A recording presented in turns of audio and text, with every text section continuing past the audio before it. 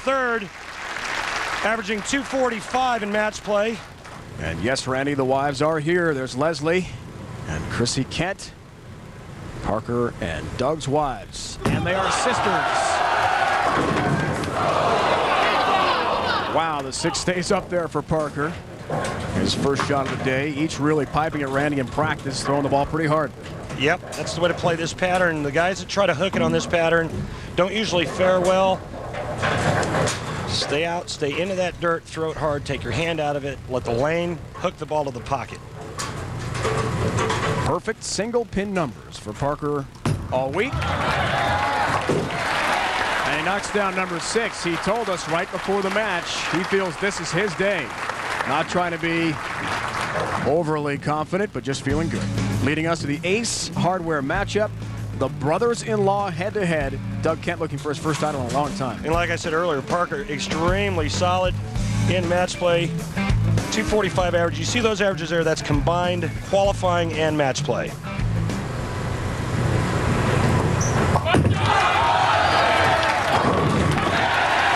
Great start for Doug Kent from Newark, New York. He is 39 years old and a Western New Yorker. He lives about an hour, 15 minutes from here, where he runs 2 bowling centers. In fact, this has been an unbelievable week for Doug. Not only bowling his brother-in-law here on TV for the first time since they've been related by marriage, just about 2 years now, but also he and his wife Chrissy running a very important bowling tournament at one of his centers in Newark. He's been going back and forth. 2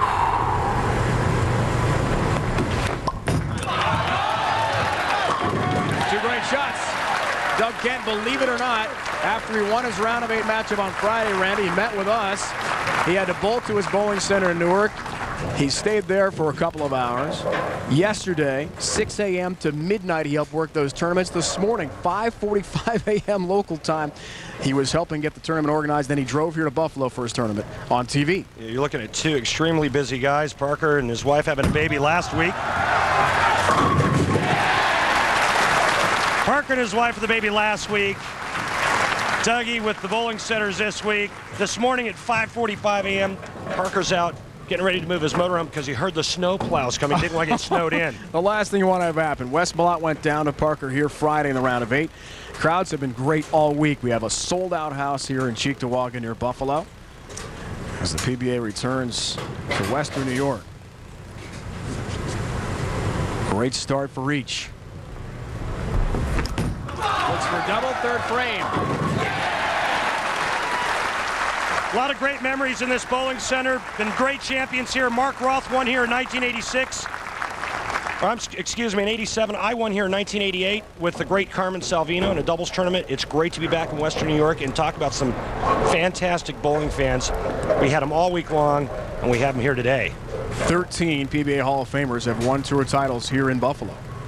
Wayne Zahn, the first, back in 1964. The Buffalo Open in nearby Depew, New York. Come on. Late help number 10. Not quite. And it still stands for Doug Kent. 9 and a wiggle. And keep in mind, both of these players have faced each other 4 titles. Doug beat Parker-Bohn in 1997 at the Japan Cup, and Parker returned the favor a year later when he beat Doug in Detroit.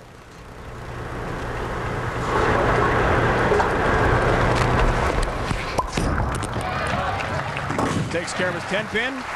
He's got to be exhausted from running around back and forth to Newark. Good shot. To his bowling center there.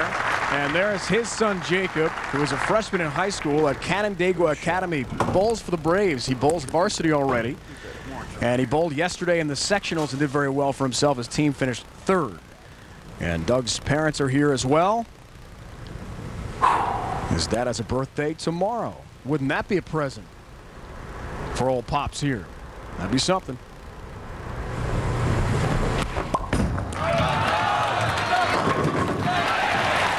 His parents, Mike and Nancy, enjoying that shot as well.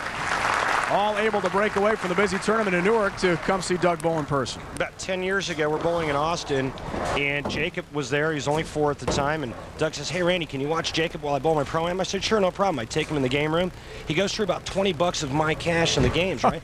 I saw Jacob today. I said, hey, do you have that $20? He said, I have no idea what you're talking about, Randy. I watched Jacob on the practice lanes this morning throw it. Oh. Look at the difficult split here for Parker. Jacob's a fine young bowler, just a freshman in high school. Parker's got a challenge ahead. Yeah, and this is something that you didn't expect that was going to happen today, because it didn't happen a lot all week. Parker comes in light, leaving the 3-7-9.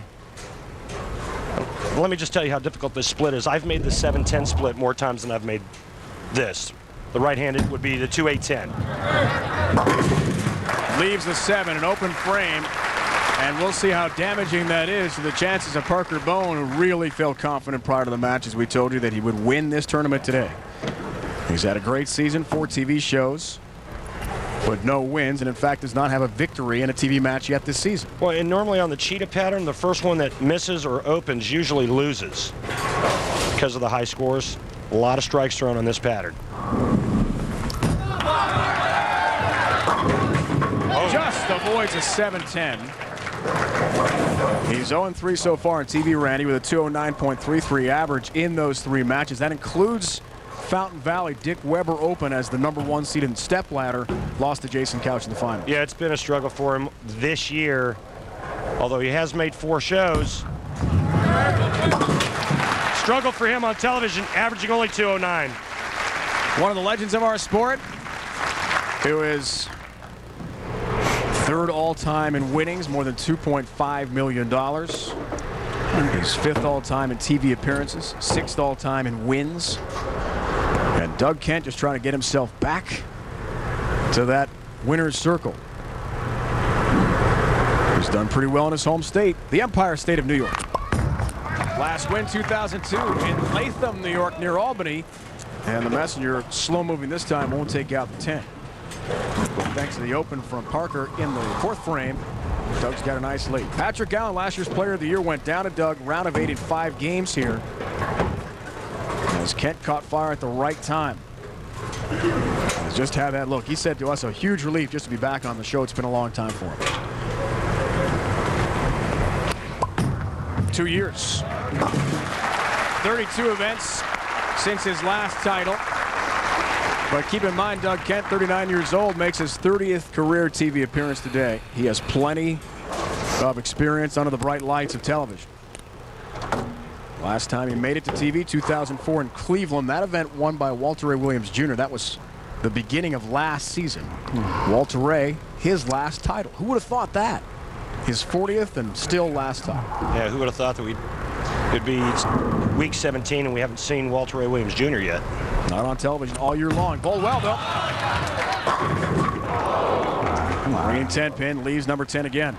And Parker gives him that open frame there in the 4th, and through it, not over. that's exactly what you'd want if you were Doug Kent, and Doug unable to capitalize on it. Goes flat 10, ring 10 right after the strike in the 4th frame. Ring 10 every time. Trying to keep the string going. 50 and counting now, no open frames. Imagine the scene at Rose Bowl now, 36 lanes in Newark, New York, which is near Rochester, not far from us. He also owns Lakeside Lanes, a 16-lane center. That's in Penn Yan, New York, not far from where we are. 13-pin lead for the proprietor, and what he hopes is the winning brother-in-law in this all-family matchup. The first semifinal underway. We'll talk more about this match and semifinal number 2 when we return.